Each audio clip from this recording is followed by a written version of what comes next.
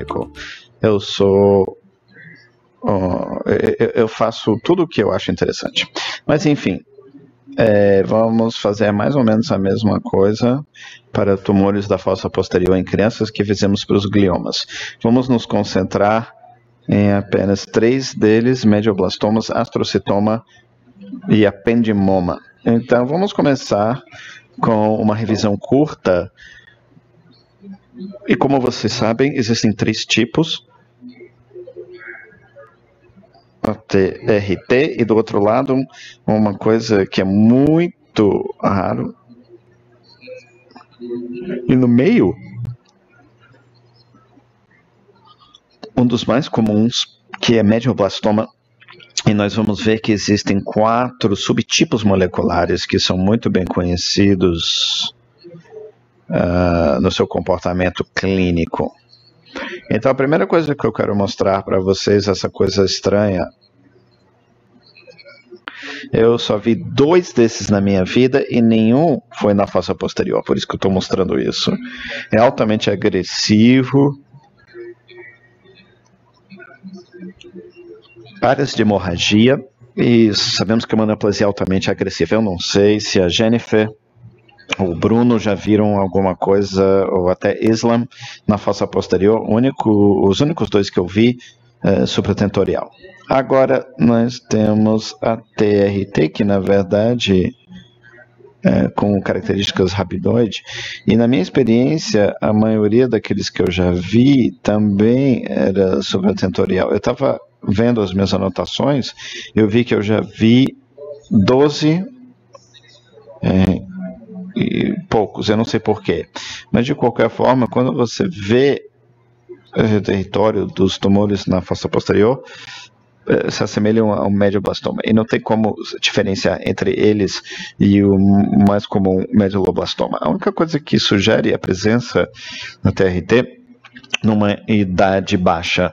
É muito raro depois de 3 anos da idade, e é geralmente visto em crianças com menos de 1 ano de idade. Se você ver algo que parece um medulloblastoma, se tem um bebê abaixo de 1 ano, aí você pode sugerir que é a TRT. A TRT só foi reconhecido recentemente, o primeiro caso relatado em 87, reconhecido pela OMS como uma neoplasia distinta só em 93. Um marcador genético, uma deleção desse gene no braço comprido do cromossomo 22, não acontece em todos. É um marcador de neoplasia rabidoide e pode ser visto em outras neoplasias fora do sistema nervoso central. Eu acho que isso também acontece nos rins e outros órgãos que a gente raramente pensa todos os dias. Eles têm 2 subtipos. O único que expressa essa proteína, SCL1, tem melhor sobrevida, aparentemente é uma maneira de identificar. Existe um artigo publicado 4 dias atrás, onde dizem que tumores que contêm ou expressam essa proteína têm alto nível de colina, lipídios e lactato, e a presença. E se você ver esses 2 tumores, aqueles que expressam a proteína, esse que não expressou, o padrão de espectroscopia é igual, com exceção do achado daquela muito elevada. Geralmente esse é um marcador de neoplasias benignas na fossa posterior. Muito bem, é só isso que eu quero falar sobre esse tipo de tumor com 2 rosetas. Agora vamos trocar de marcha.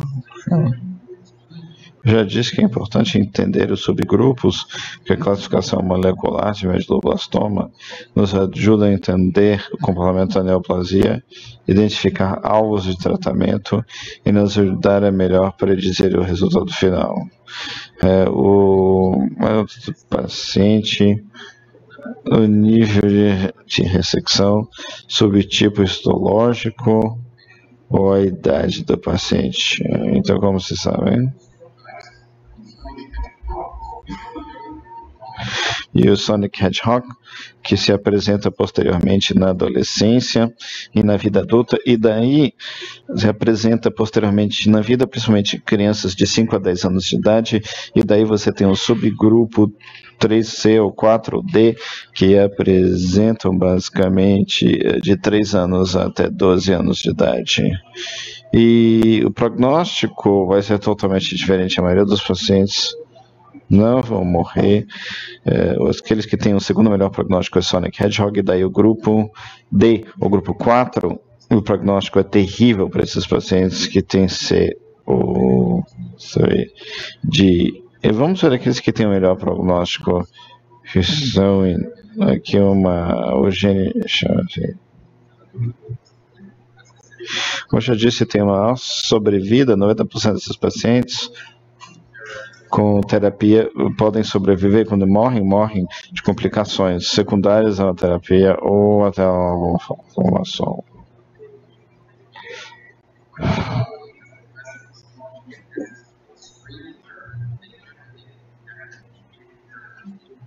E geralmente acontece no aspecto interior do cerebelo e nas cisternas, e é comum em recém-nascidos e não há predileção por gênero. Aqui é um artigo publicado em St. Jude's mostrando a localização da neoplasia. Pode acontecer nessa parte do quarto ventrículo, se estender na cisterna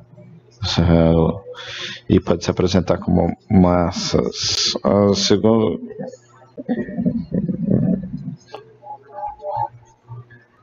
Sonic Hedgehog é um gene que ajuda a guiar as células, principalmente neurônios, não só no cérebro, mas também no cerebelo. Tem 2 picos de apresentação, abaixo de 3 anos de idade, depois na adolescência, e jovens adultos associados a síndrome de Gorlin, algo que adoram testar, não sei porquê, não há preferência de gênero, e que já chamamos de meduloblastomas em adultos. E nós sabemos que todos os meduloblastomas, o que chamávamos de meduloblastomas com nodularidade estendida, pertencem a este grupo, e nós sempre soubemos que esses meduloblastomas, aqueles com nodularidade estendida, por algum motivo tinham melhor prognóstico do que os outros, e pertencem a esse subgrupo genético, por isso que tem melhor prognóstico. Agora, como nós já falamos, um subgrupo que surge do aspecto inferior,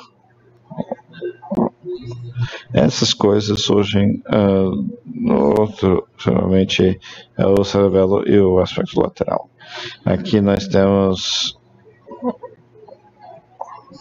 aqui vocês podem ver o quarto ventrículo, ramo de Vushka, aqui um que está surgindo no aspecto superior, extensão da sua nodularidade, que nos ajuda a sugerir que isso aqui é Sonic Hedgehog. Muito bem. Agora vamos ao grupo C e D, subgrupos 3 e 4. São chamados assim porque realmente eles não têm um marcador genético específico, é o que chamávamos de meduloblastoma clássico, nunca encontrado em adultos, realça em contraste. Às vezes o neuropatologista faz o diagnóstico de meduloblastoma anaplásico, e quando o neuropatologista fala sobre esse tipo de coisa, ele geralmente está falando sobre um subgrupo 3. Eles têm um alto grau de metástase, mais metástase do que qualquer outro subgrupo.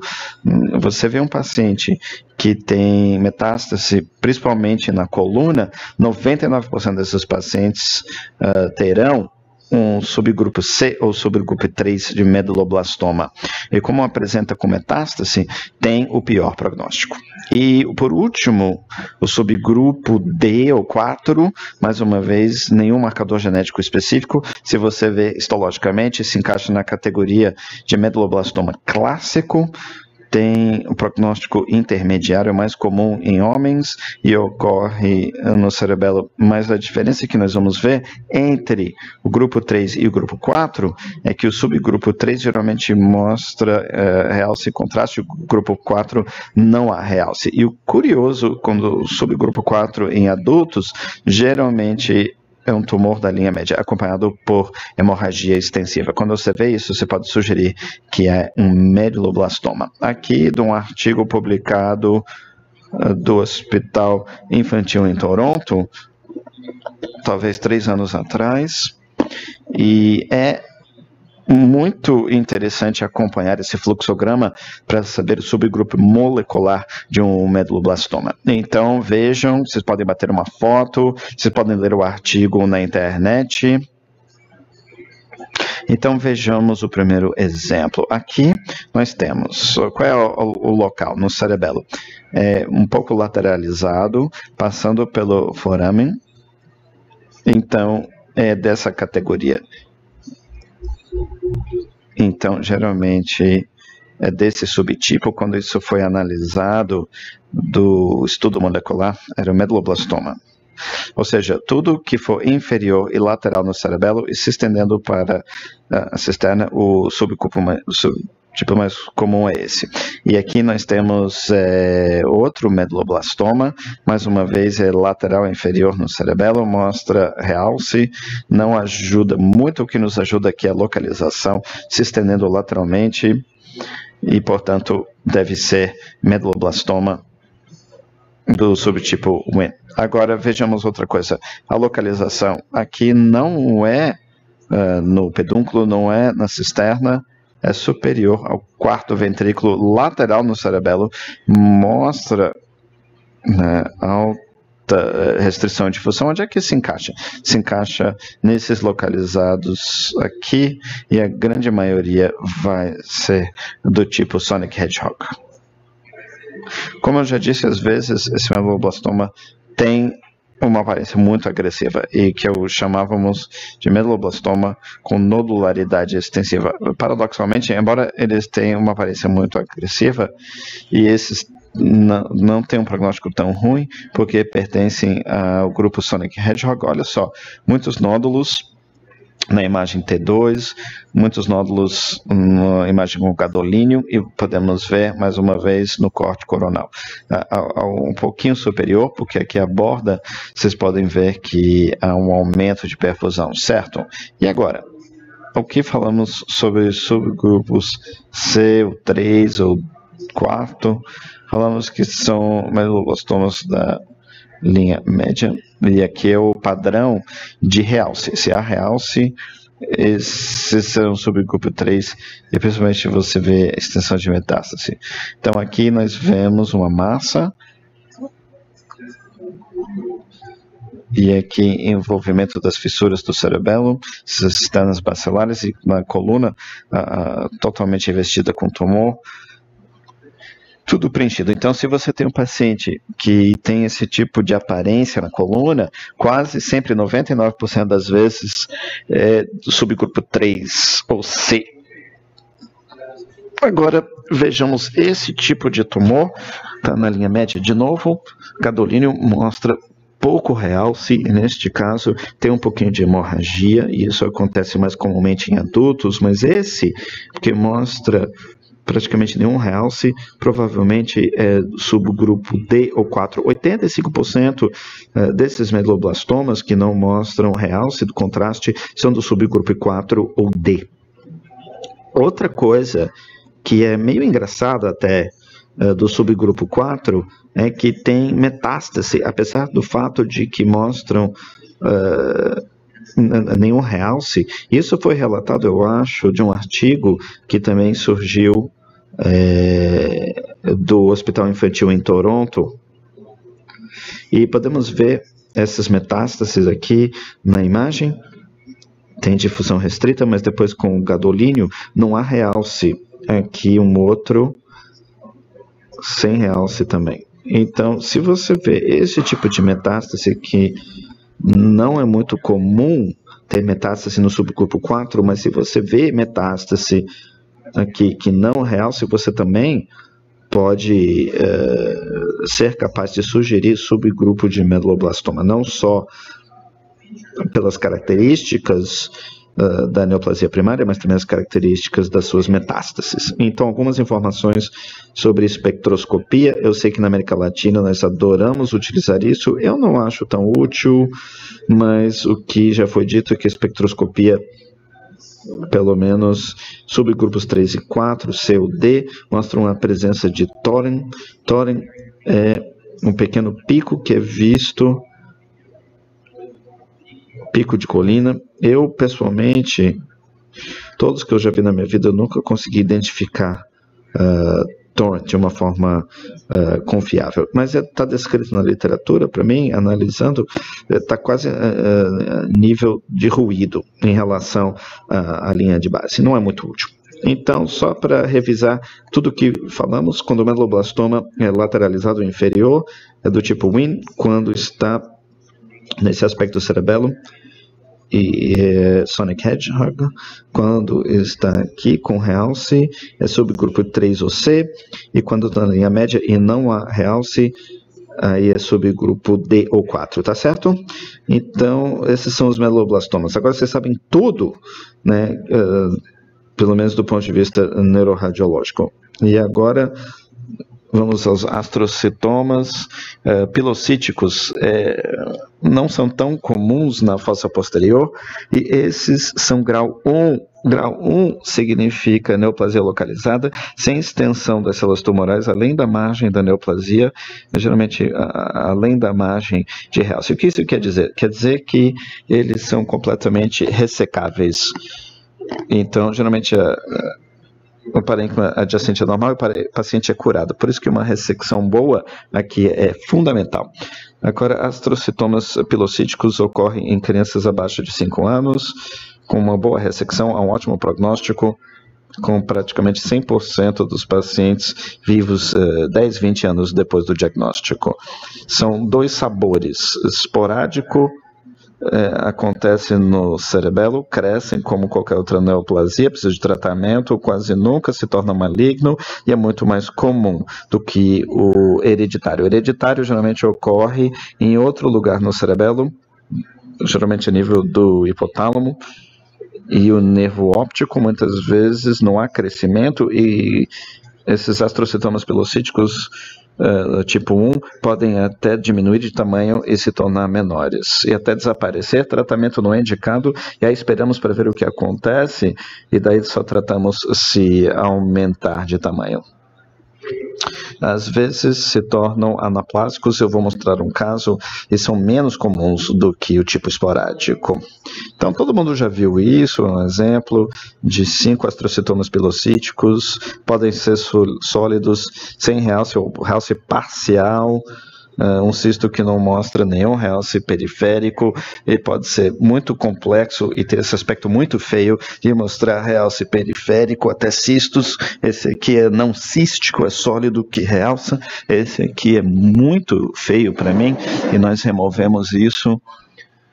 E eu acho que todos nós achamos que esse é um astrocitoma de alto grau, e eu simplesmente coloquei esse slide histológico, porque, como vocês sabem, o diagnóstico é feito pela presença dessas fibras. Muito bem. Então, nessa imagem é muito importante quando você tem esse tipo de neoplasia. Claro, se você tem uma neoplasia típica como esta, que tem esse componente sólido numa criança, astrocitoma pilocítico, e você está certo 99,9% das vezes. Mas às vezes, quando é uma neoplasia, como aqui, é diferente, então a melhor coisa para utilizar é ADC. Se você utilizar ADC, a menos difusão restrita, medulloblastoma é um sinal diferente. Agora, lembre-se que o cerebelo já é uma estrutura bem parecida. Existem mais neurônios e mais células na glia. Então, se você tem algo que mostra esse tipo de imagem, deve ser indicando que é uma neoplasia altamente maligna. Aqui nós temos a mesma coisa praticamente, com realce. Um é um meduloblastoma, e aqui o astrocitoma.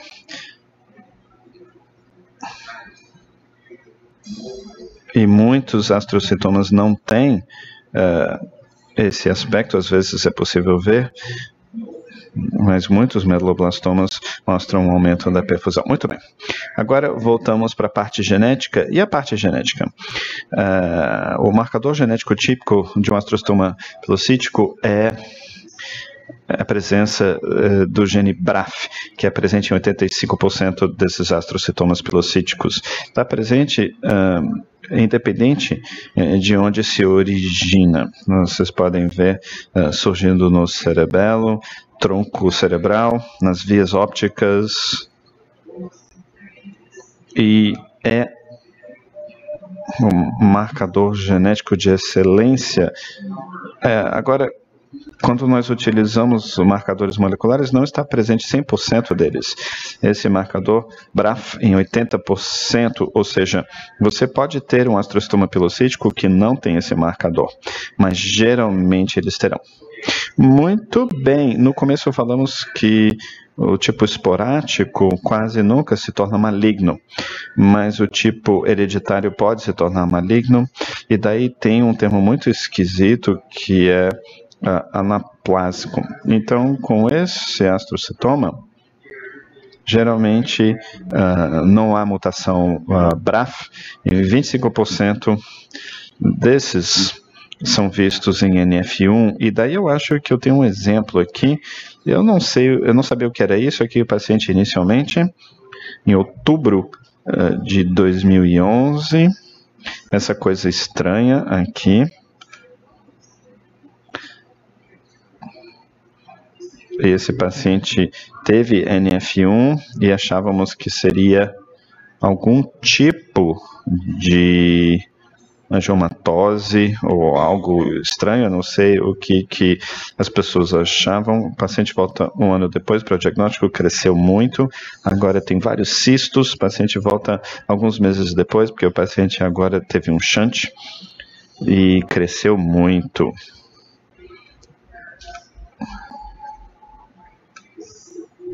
E eu acho que eu já vi esse aqui, ou mais um outro na minha vida, mas foi esse o mais recente. Eu não sei se alguém na plateia já viu algo. Bom, agora falando sobre meduloblastomas, falamos sobre astrocitomas, mas astrocitomas também podem acontecer no tronco cerebral.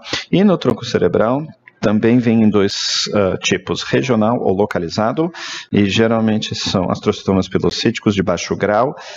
Era um do tipo dorsal, e nós sempre soubemos que eles tinham um prognóstico melhor.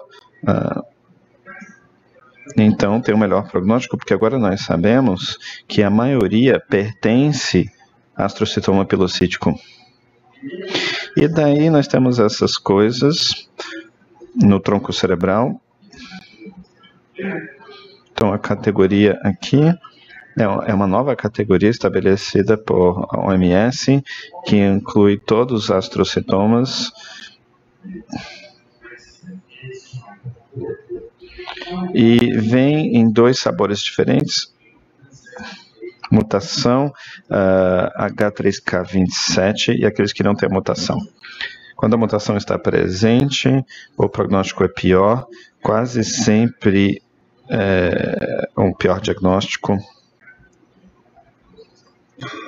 Então, se não há essa mutação, aí geralmente o grau é mais baixo e a expectativa de vida é melhor. Agora, existe um artigo publicado alguns anos atrás do grupo da Universidade da Califórnia em São Francisco, 50 ou 60 desses gliomas procuraram a mutação e depois tentaram identificar características de imagem que podem ajudar a separar aqueles que têm a mutação daqueles que têm o tipo mais selvagem. E não encontraram nenhuma diferença. Não tem como saber a diferença por imagem daqueles gliomas mais agressivos e aqueles que têm melhor prognóstico. E com certeza vocês já viram isso. aqui com acometimento dos dois tálamos e gânglios na base. Aqui outro.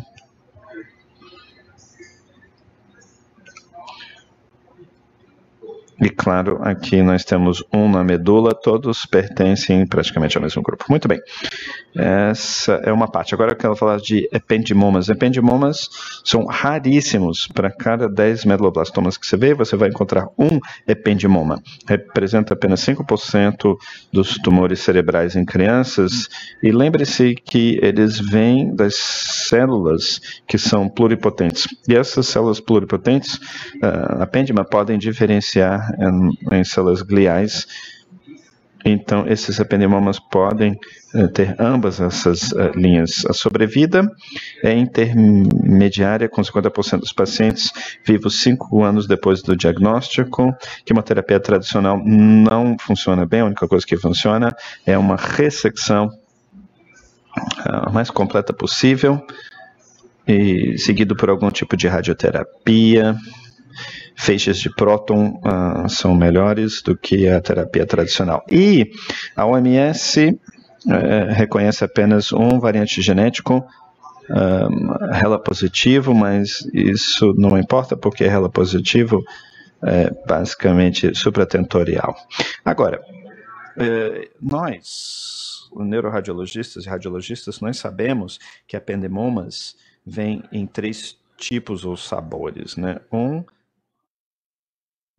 Ependimoma, que é uma neoplasia pediátrica, o outro cerebral, que pode acontecer em crianças ou pode acontecer mais tarde na vida, e o outro ependimoma da medula, que você pode ver neoplasia comum em adultos, ou às vezes em crianças quando tem neurofibromatosis. Então, deixa eu só fazer uma revisão rápida. Se você utiliza a histologia clássica, grau 1, geralmente são mistos, podem ser removidos e o paciente não precisa de mais nada. Grau 2, diferentes tipos e subtipos de grau 3 é anaplásico. Mas quando você vê a genética e localização da coluna, existem subependimomas e dentro da medula, aí é do tipo anaplásico. Agora, podem ser comuns, às vezes vemos alguns por ano. Eu nunca vi um dentro da medula em si. Esses aqui são subclasificados em 2, não é uma doença em crianças, é mais em adultos. E daí subtipo A e subtipo B.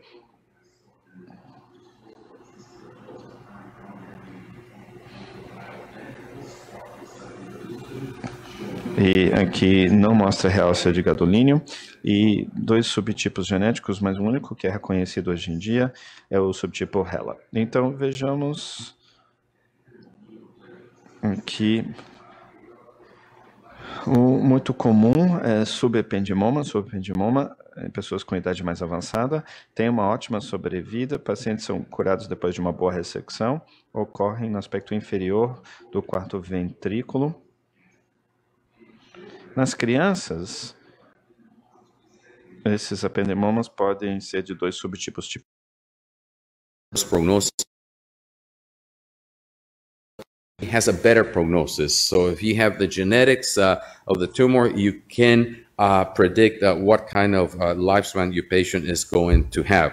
Let me show you here a type-based. Que o seu paciente terá.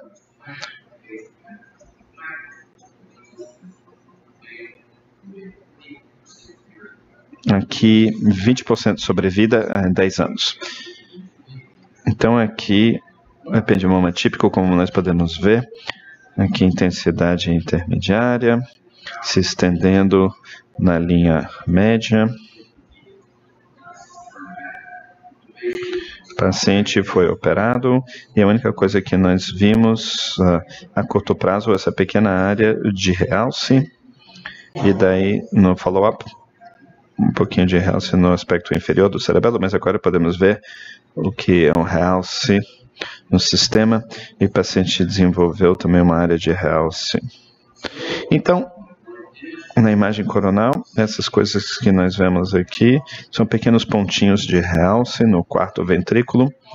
Com espectroscopia, foi possível ver padrão típico.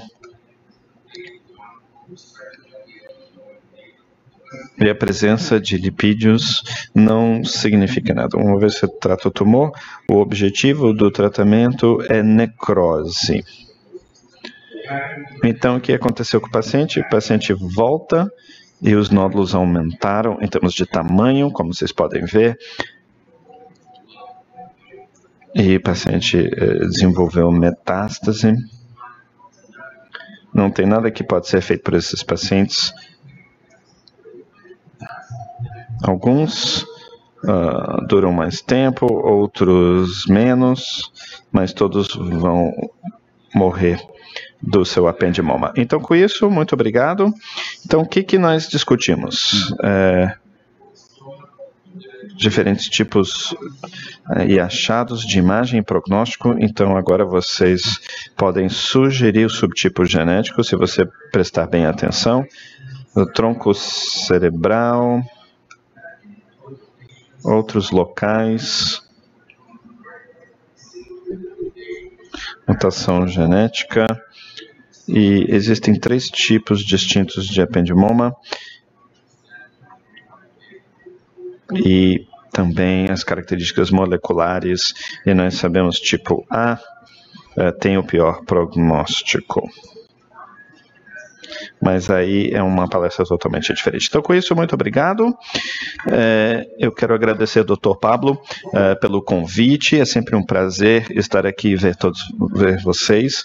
Eu conheci muitos jovens aqui, estudantes. É muito legal conhecer o futuro, né, da nossa profissão, mas